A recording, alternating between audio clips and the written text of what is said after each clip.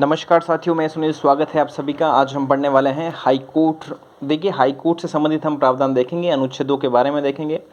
चलिए शुरू करते हैं। राजस्थान हाई कोर्ट के बारे में भी हम देखेंगे कि पहले इसके मुख्य न्यायाधीश कौन थे। सारी चीज़ें हम पढ़ने वाले हैं, सारी बातों को पढ़ेंगे हम। तो आइए शुरू करते हैं। देखिए, संविधान के भाग 6 में जो है वो अनुच्छेद 214 से 231 तक जो है हाई कोर्ट, किसी स्टेट के हाई कोर्ट का वर्णन है। अब हम कुछ इम्पोर्टेंट अनुच्छेदों के बारे में देखेंगे सीधे ही, ठीक है।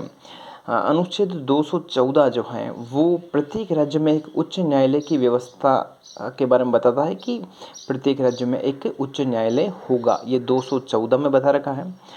फिर देखिए, बात करें तो ये तो फर्स्ट है 214, और इसका जो अंतिम अनुच्छेद वो है 231।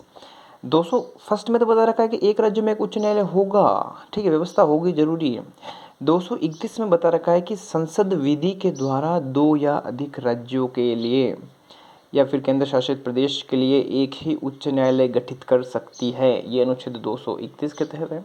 अभी हम देखेंगे कौन कौन से ऐसे जो उच्च न्यायालय हैं जिनका क्षेत्र अधिकार व्यापक है और कौन कौन से उसमें जो है क्षेत्र आते हैं। चलिए, 214 देख लिया, 231 देख लिया। अब हम देखते हैं 215। देखिए, अनुच्छेद 215 की अगर हम बात करें तो अनुच्छेद 215 यह है कि उच्च न्यायालय के एक अभिलेख न्यायालय के रूप में होता है। उच्च न्यायालय एक अभिलेख न्यायालय होता है। ये 215 के अंदर है। ओके, फिर हम देखते हैं अनुच्छेद 216। अनुच्छेद 216 14 में बता रखा है कि एक राज्य में एक उच्च न्यायालय होगा, 15 में एक अभिलेख न्यायालय होगा, 16 में इसका गठन बता रखा है, और 17 में क्या बता रखा है कि उच्च न्यायालय के न्यायाधीशों की नियुक्ति और पद की शर्तें। यह 17 में बता रखा है, नियुक्ति और पद की शर्तें।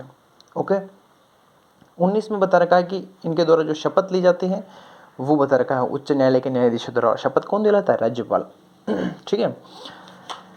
फिर देखिए, 221 की बात करें तो 221 में न्यायाधीशों के वेतन के बारे में है, और 222 में न्यायाधीशों का एक उच्च न्यायालय से दूसरे में अंतरण, यानी कि जो उनका ट्रांसफ़र होता है वो 222 के अंदर है। 21 में वेतन और 22 वाले में उच्च न्यायालय का एक उच्च न्यायालय से दूसरे में अंतरण। ओके। अनुच्छेद 223 में है कार्यकारी मुख्य न्यायाधीश की नियुक्ति, और 227 में है सभी न्यायालयों के अधीक्षण की उच्च न्यायालय की शक्ति। 23 में क्या है? कार्यकारी मुख्य न्यायाधीश की नियुक्ति। तो बेसिकली ये सारे थे इंपॉर्टेंट अनुच्छेद जिनसे कि प्रश्न बनता है फ्रिक्वेंटली एग्जाम के अंदर। आइए अब हम देखते हैं कि भारत के अंदर कुल कितने उच्च न्यायालय हैं। तो देखिए, बात करें 2019 की स्थिति के बाद में तो टोटल 25 अभी जो हैं उच्च न्यायालय हो चुके हैं, और ये अंतिम जो था वो अमरावती में था, बना था। ये कुछ उच्च न्यायालय हैं, हाई कोर्ट्स हैं, और ये कुछ क्षेत्राधिकार हैं इनके। किन किन क्षेत्राधिकार में है तो बम्बई उच्च न्यायालय की बात करें तो इसका क्षेत्राधिकार है महाराष्ट्र, गोवा, दमन, दीव, दादर व नागर हवेली। ये जो है बम्बई उच्च न्यायालय के अधीन है। वहीं बात करें अगर हम केरल और लक्षद्वीप, तो लक्षद्वीप और केरल जो है वो केरला हाई कोर्ट के अंडर आते हैं। और फिर बात करें अगर तमिलनाडु और पुडुचेरी तो ये मद्रास हाई कोर्ट के अंतर्गत आते हैं। नेक्स्ट हम बात करें पश्चिम बंगाल, अंडमान और निकोबार। देखो, लक्षद्वीप तो केरल के अंदर आ रहा है, लेकिन अंडमान और निकोबार द्वीप ये कोलकाता जो उच्च न्यायालय है उसके अंतर्गत आते हैं। और फिर देखिए, ये असम, अरुणाचल प्रदेश, नागालैंड, मिजोरम, ये सारे गुवाहाटी उच्च न्यायालय के अंतर्गत आते हैं। ठीक है, असम, अरुणाचल प्रदेश, नागालैंड और मिजोरम। चलिए नेक्स्ट अब हम देखते हैं कि उच्च न्यायालय के जो न्यायाधीश होते हैं उनकी नियुक्ति राष्ट्रपति तो करता है, लेकिन वो भारत के मुख्य जो न्यायाधीश हैं, सुप्रीम कोर्ट के मुख्य न्यायाधीश हैं, उनसे, उस राज्य के राज्यपाल से, और तथा जो उच्च न्यायालय के मुख्य न्यायाधीश है उनके परामर्श के बाद ही जो है उच्च न्यायालय के न्यायाधीशों की नियुक्ति राष्ट्रपति करता है। किस किस के परामर्श ले रहा है वो? राष्ट्रपति का ले रहा है, माफ़ कीजिएगा, राष्ट्रपति जो है वो किस किस का परामर्श ले रहा है? मुख्य न्यायाधीश का ले रहा है, राज्य के राज्यपाल का ले रहा है, और उच्च न्यायालय के मुख्य न्यायाधीश का ले रहा है। ठीक है।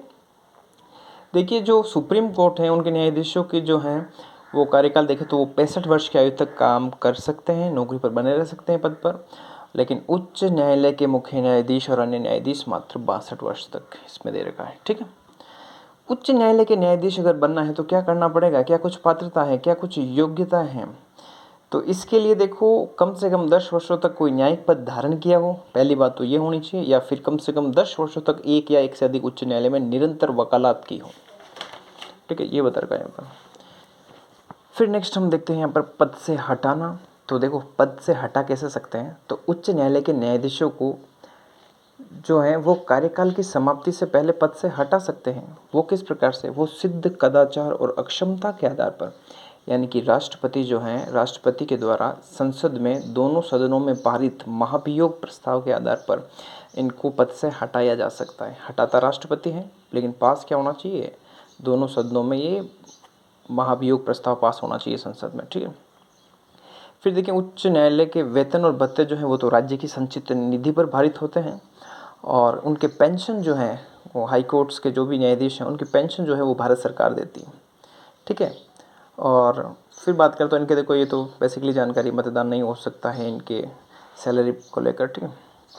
अब हम उच्च न्यायालय के कुछ क्षेत्राधिकार देखेंगे, जिसमें प्रारंभिक क्षेत्राधिकार और अपीलीय क्षेत्राधिकार। प्रारंभिक वे क्षेत्राधिकार होते हैं जो सीधे ही, जो कोई केस है वो सीधा अगर उच्च न्यायालय में, हाई कोर्ट में जाता है, किस बेसिस पर ये हम देखेंगे, तो उच्च न्यायालय द्वारा मूल अधिकार और अन्य अधिकारों के उल्लंघन पर रीट जारी करने की एक शक्ति जो होती है अनुच्छेद 226 के तहत, ठीक है, ये अनुच्छेद 226 के तहत, तो ये जो है प्रारंभिक क्षेत्राधिकार में आती है।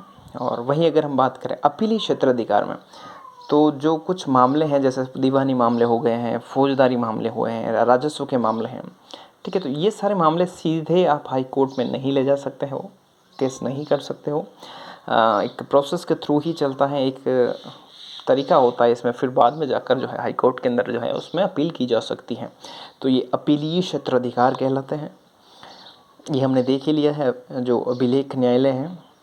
अब हम देखते हैं कि उच्च न्यायालय के पास पुनरावलोकन की शक्ति है, न्यायिक पुनरावलोकन की शक्ति बिल्कुल है। और उच्च न्यायालय का क्षेत्राधिकार अधिक व्यापक है, किससे? उच्चतम न्यायालय से अधिक व्यापक है, इसके पास न्यायिक पुनरावलोकन की शक्ति है। राजस्थान का जो हाई कोर्ट है उसका गठन कब हुआ? 29 अगस्त 1949 में राजस्थान हाई कोर्ट का गठन हुआ। पहले मुख्य न्यायाधीश कमलकांत वर्मा थे। कौन थे? कमलकांत वर्मा, ठीक है। ये आपको इतनी बात हाई कोर्ट से संबंधित ध्यान रखनी है, जिससे कि आपके एग्जाम में प्रश्न बनने की पूरी संभावना है। अगर आपको ये वीडियो अच्छा लगे तो इसको अधिक से अधिक शेयर करें, अगर कोई डाउट हो तो कमेंट करें, और चैनल को सब्सक्राइब करना बिल्कुल ना भूलें साथियों। धन्यवाद।